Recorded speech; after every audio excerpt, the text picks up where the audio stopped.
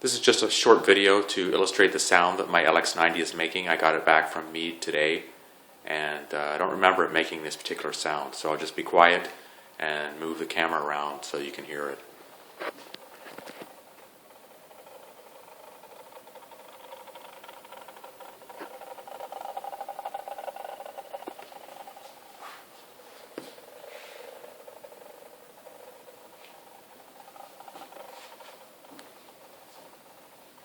I originally thought the noise was coming from here, but it seems to come from other parts of the scope as well. It's hard to tell actually.